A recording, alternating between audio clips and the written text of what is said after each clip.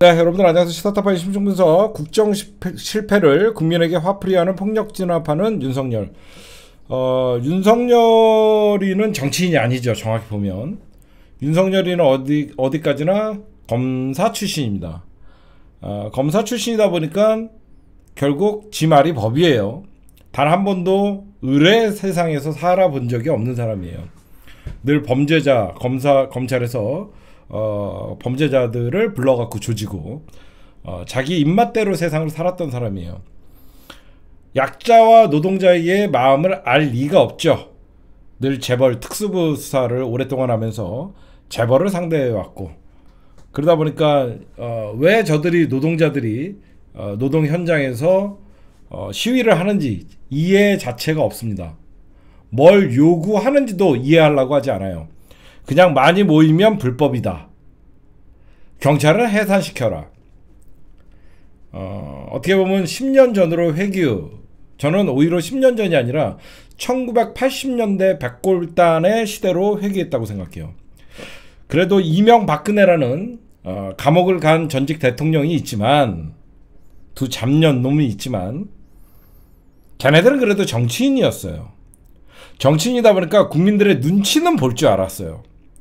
가장 무서운 게, 권력을 잡은 자가 국민의 눈치를 보지 않을 때 가장 무서운 게, 그리고 가장 불행한 게 국민들이에요. 그렇죠? 권력을 잡은 자가 국민들의 눈치를 보지 않는 것은 정말 국민들에겐 불행한 일입니다. 적어도 쥐새끼나 이런 애들은 국민들의 눈치를 많이 봤어요. 그래서 광우병 파동이 벌어졌을 때 청와대 뒷산에 올라가갖고 쥐새끼가 저들의 제가 그러겠습니다. 예, 부르르 치미스를 불렀다고 얘기합니다. 참이슬이겠죠. 그런 거짓말이라도 할 줄 알아요, 쥐새끼는. 그렇죠? 박근혜는 그냥 아무것도 몰라. 그냥 천하의 똘박이죠. 통일은 대박입니다! 라고 외치고 그냥 그런 애예요. 그러니까 여론 안 좋으면 또 뭐 이렇게 눈치 보고. 지금 어떻습니까? 검사의 시대예요. 금감원장 이복현.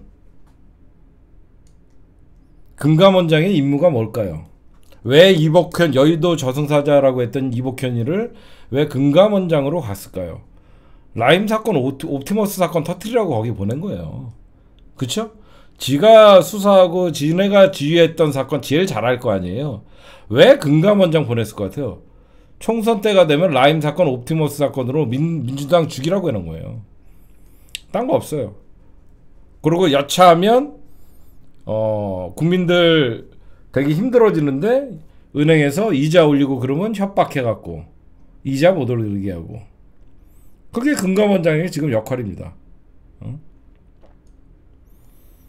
노동자들은 범죄자 취급하는 이 정부에서, 여러분들 한국노총은 사실 전두환 박정희 전두환 시대 때는 어용노조였어요. 처음에 시작은 어용노조로 했다가 점점점 민주노총이 좀 강성노조로 발전함에 따라서 어떤 그 일반 시민들과 조금 괴리감이 있는 그런 어떤 노동정책이나 노동투쟁을 하면서 민주노총이 사실 조금 온화한, 과거에는 어용노조였다가 실질적으로 양대 노총이라는, 한국노총과 민주노총이라는 좀 보수적인 노동조합, 그리고 진보적인 노동조합으로 갈렸는데, 어제 한국노총이 대정부투쟁을 선언했다는 자체만으로도 일단은 노동계는 단합된 거죠.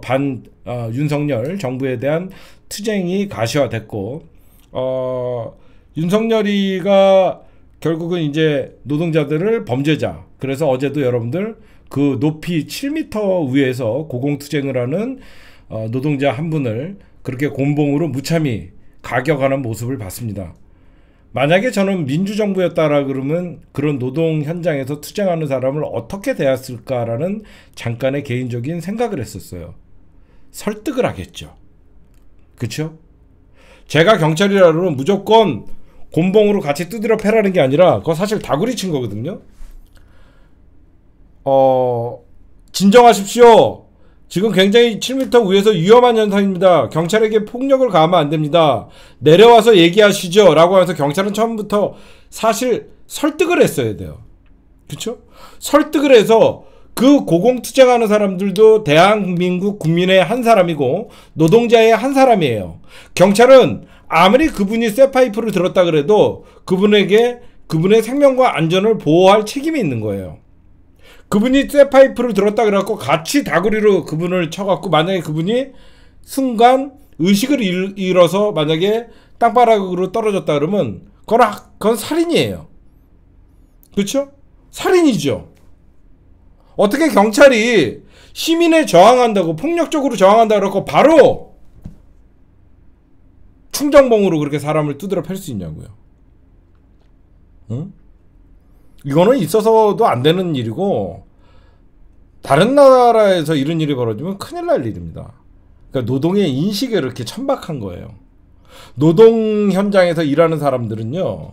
거기는 자기의 생명의 현장이에요. 이 일이 없으면 우리 가족이 굶어 죽어요. 그래서 그 사람들은 비정규직을 정규직으로 해달라고 투쟁하는 것이고 노동자들을 이 조중동과 이 정부는요.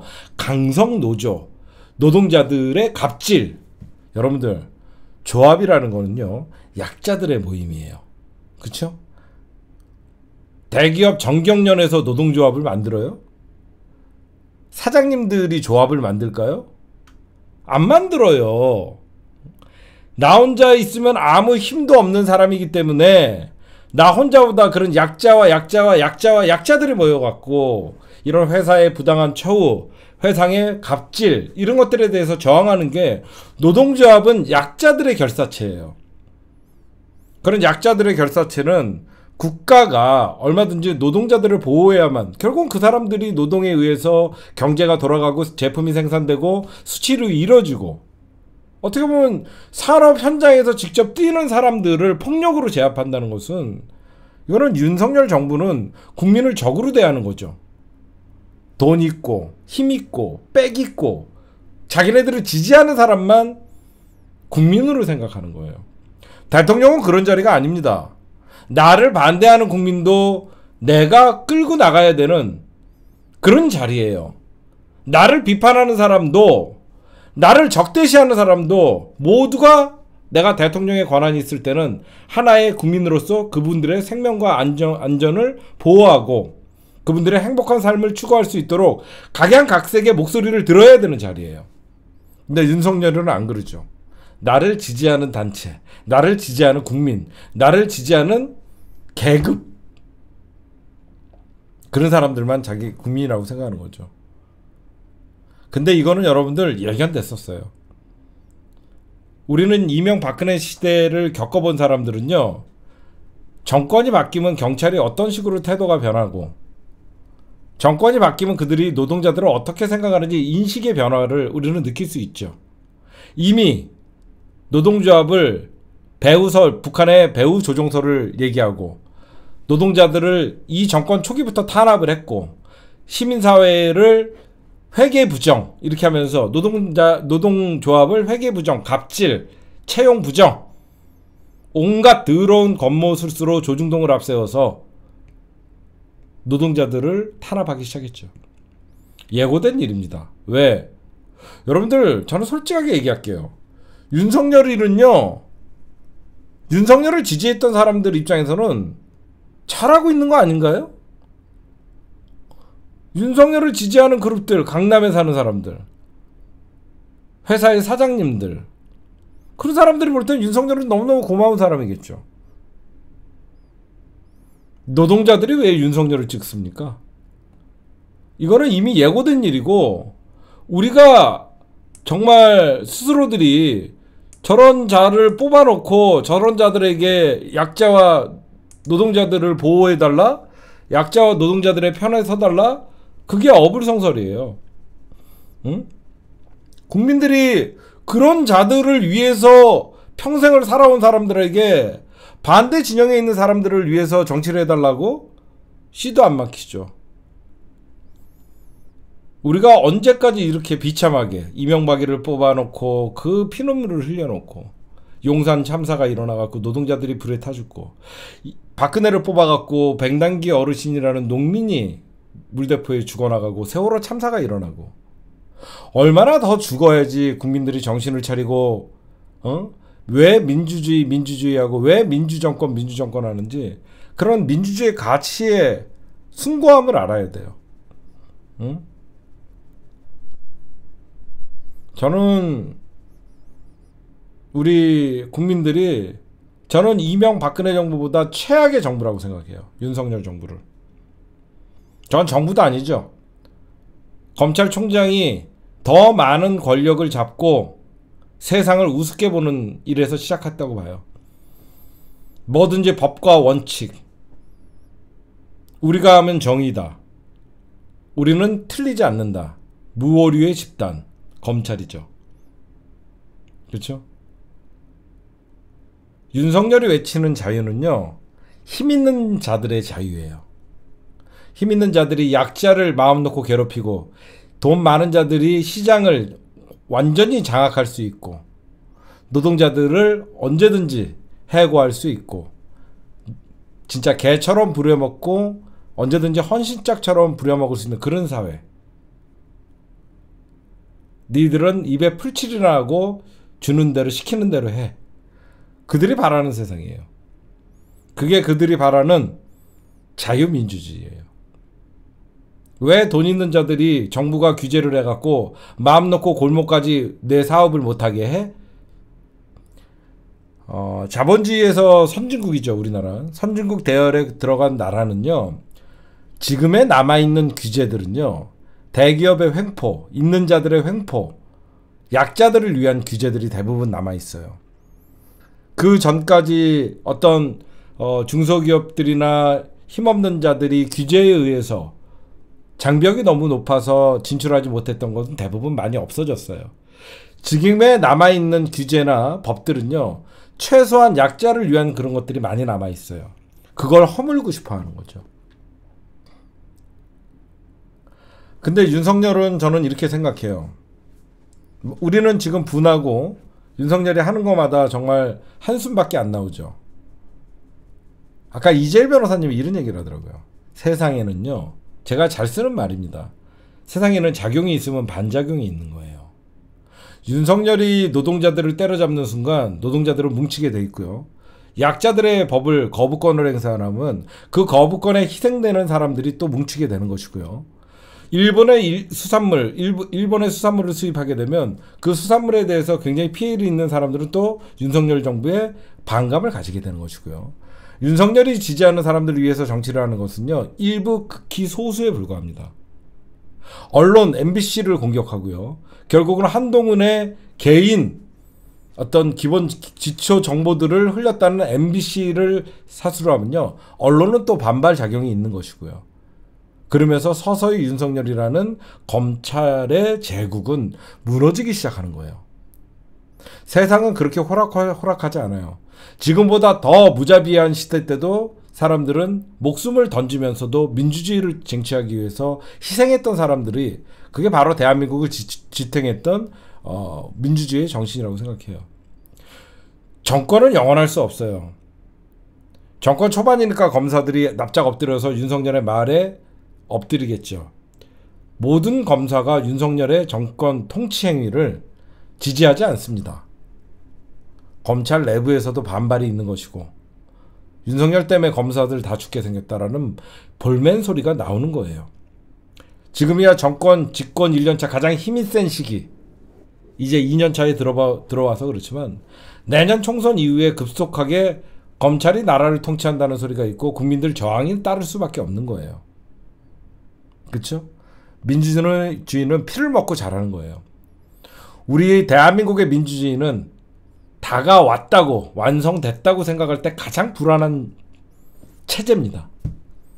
문재인 정부가 들어서고 나서 우리는 민주주의가 완성됐다는 착각에 빠졌던 거예요.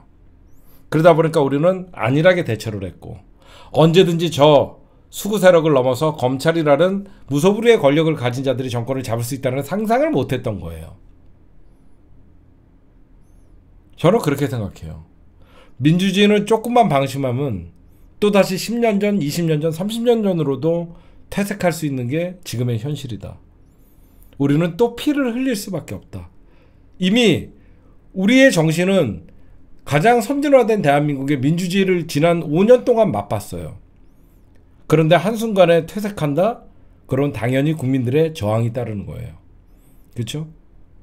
아무리 경찰을 이용해서 때려잡고 아무리 폭력 진압을 하더라도 잠깐은 그 폭력에 의해서 시민들을 제압할 수 있지만 그런 시기가 아니라는 것은 진보와 보수를 떠나서 저건 너무한 거 아니야 라고 하면 그 민중의 분노는 윤석열 정부가 막아내지 못합니다. 세상에서 여러분들 가장 무서운 게 뭔지 아세요? 경험입니다. 경험. 왜 아프리카의 그런 왕조 국가들이나 아프리카의 족장 국가들이 민주주의가 느린 줄 아세요? 민주주의를 맛보지 못했기 때문에 이렇게 통치하는 게 당연하다고 생각하는 거예요. 우리가 박정희 정부 18년을 겪으면서 어떤 생각을 했습니까? 그냥 대통령은 저렇게 해도 된다라는 착각에 빠졌었어요. 그렇죠? 대통령은 저렇게 마음대로 해도 되고 그게 대통령이라는 착각에 빠졌어요. 대한민국이 민주공화국이라는 헌법 질서를 문란하게 하는 박정희가 있었음에도 불구하고 박정희가 헌법 위에 있는 사람이라고 신적인 존재라고 생각했던 거예요. 지금의 7, 80대의 어르신들이죠. 대한민국에서 가장 어떤 독재자가 나타나도 그들이 자기네 정권을 오래 유지하지 못하는 이유는 다 하나예요. 대한민국 국민들은 김대중, 노무현, 문재인이라는 민주주의의 시대를 경험했던 게 있는 거예요. 그보다 무서운 게 없는 거예요. 5년 동안 문재인 정부를 경험했고 5년 동안 노무현 정부를 경험을 했고 5년 동안 김대중 정부를 경험했던 그 진짜 민주주의의 맛을 아는 사람들은 과거로 돌아가려고 하는 거에 대한 반작용이 일어나는 겁니다. 그렇죠? 그래서 여러분들과 저는 저항하는 거예요. 우리가 민주주의가 뭔지 모르려고 그랬다 그러면 윤석열이가 좀 잘하길 바라지, 국민들 때리지 말지. 우리는 노예로 살았을 거예요. 우리는 3번의 민주정권을 경험했기 때문에 지금의 이명박근혜 그리고 윤석열 정부에 대해서 저항할 수 있는 힘이 있는 겁니다. 그리고 윤석열이 우스워 보이는 거예요. 윤석열이 경찰을 이용해서 국민들을 폭력 진압한다 그래서 여러분들이 쫄아요? 안 쫄아요? 나도 때려봐요. 나도 잡아가 봐요. 그렇죠? 그래서 경험이 진짜 중요한 거예요.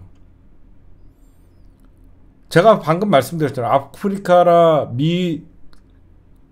아주 후진국들은 민주주의를 경험하면 보지 못해서 자기네들이 자기네들이 주인이 의식이라는 걸 모르는 거예요. 여러분들 윤석열이가 아무리 검사를 내보내갖고 국민들을 탄압해도 여러분들 윤석열 앞에서 떳떳하게 이런 얘기를 하죠. 우리가 주인이다. 그렇죠? 우리가 국가의 주인이라는 자부심이 있는 거예요. 아무리 윤석열이가 권력을 잡고 있다 그래도 우리는 윤석열이를 대한민국의 주인이라고 생각하지 않아요. 잠깐 5년짜리 권력자라고 생각하지 대한민국의 국민은 우리라고 생각하기 때문에 주인이 그리고 대한민국의 모든 권력은 국민으로부터 나온다라는 헌법에 명시되어 있는 그 헌법 전문을 머리에 새기고 있기 때문에 아무리 윤석열이가 지랄 발광을 해도 여러분들은 윤석열이를 하찮은 5년짜리 대통령에 불과하다고 생각하는 거예요. 저는 그렇게 생각해요. 지금이야 경찰들 윤석열이한테 납작 엎드려서 경찰들이 폭력 진압을 하고 검사들이 납작 엎드려서 정치 공작을 하고 그러나 이런 정권은 오래 못 간다는 건 역사가 증명해 줍니다. 그렇잖아요.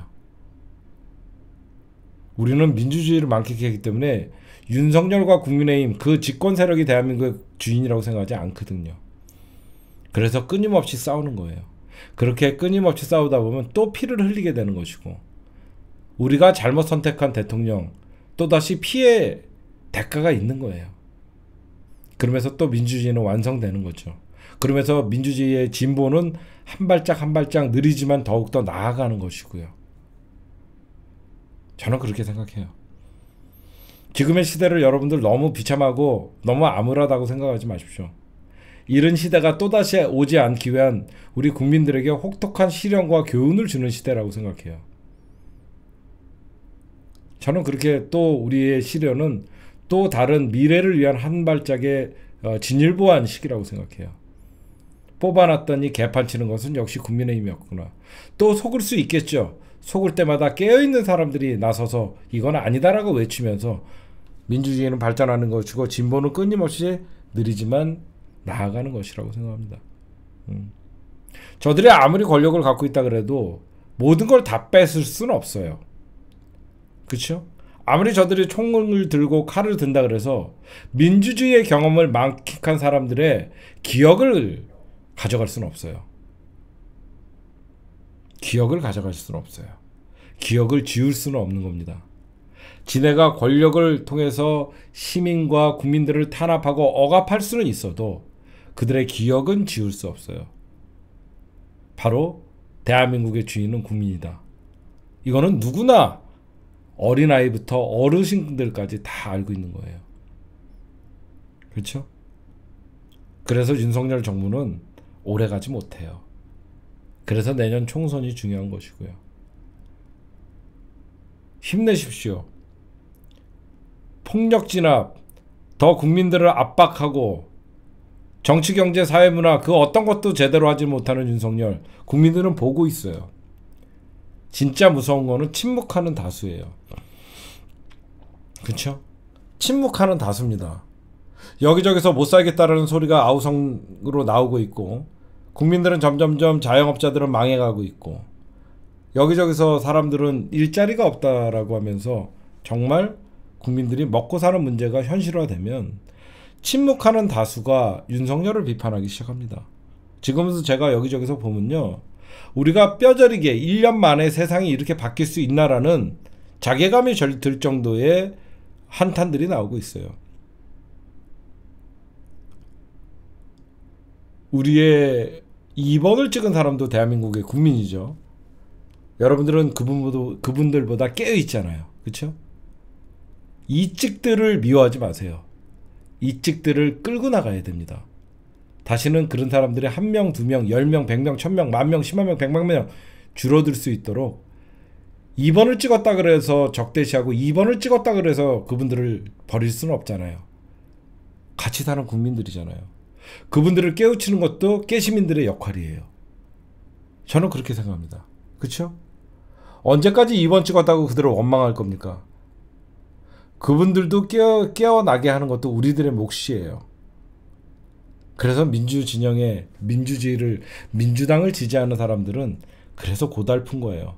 나 하나도 건사하기 힘든데 나보다 덜 깨어있는 사람들까지 끌고 가야 되는 이 땅에서 사는 같은 국민이기 때문에 그래서 힘든 거예요. 그래서 민주당 지지자, 민주진영의 지지자들은 그래서 힘든 겁니다. 저쪽 지지자들은 자기네만 건사하면 되거든요. 우리는 다른 편에 있는 사람도 끌고 가야 되는 여러분들이 대한민국의 주인이기 때문인 거예요. 그래서 고달프고 힘든 거예요. 그래서 우리가 정권을 잡아도 힘든 것이고 정권을 뺏겨도 힘든 것이에요. 하여튼 국정 실패를 한 국민에게 화풀이하는 정권, 지지율 안 나온다고 그 원인이 민주노총 그리고 데모하는 사람 오래가지 못해요. 이건 역사가 보여주는 거죠. 하여튼 여러분들도 이 정권 언제 끝나냐라고 생각하지 마시고 이런 정권이 결국은 다시는 국민들의 윤석열 정부나 국민의힘을 찍지 않는 깨어나는 시민들이 1명, 2명 늘어나고 있다는 거에 희망을 가지세요. 여러분들 주위 보면 윤석열 찍었다고 했던 사람들 지금 내 손가락을 자르고 싶다, 경제가 개판이다 하면서 비토하는 사람들 많죠. 그분들이 깨어나고 있다라는 자신감을 가지세요. 다시는 저들에게 정권을 뺏기면 안 됩니다. 그렇죠? 다시는 저들에게 정권을 뺏겨갖고 이 비참함을 잊으면 안 돼요. 불과 1년 만에 대한민국의 민주주의가 얼마나 후퇴하고 대한민국 국민들의 삶이 얼마나 피폐해지는지 우리는 꼭 기억해야 돼요. 그래서 2번을 찍었던 사람들에게 반드시 이런 현실을 알려줘야 돼요. 그렇죠? 그러려면 유튜브에 갇혀있지 마요. 박갈이 선거 때만 하는 거 아니에요. 평소에 하는 거예요. 네, 오늘 1번은 여기까지. 뭐 한 얘기 또 하고 한 얘기 또 하면 여러분들이 지겨울 수 있으니까 하여튼 긍정적으로 봅시다. 투쟁은 오래 가야 되는 것이고 자꾸 힘 빠진다 이렇게 하지 마시고 이럴수록 국민의힘은 더 이상 대한민국에서 발붙일 곳이 점점점 줄어드는구나. 이렇게 하면서 끝까지 투쟁해 나갈 때 다시는 우리가 정권을 빼앗기지 않고 적어도 민주진영 장기집권 프로젝트가 진짜 가능하지 않을까 생각합니다. 힘내십시오, 여러분들.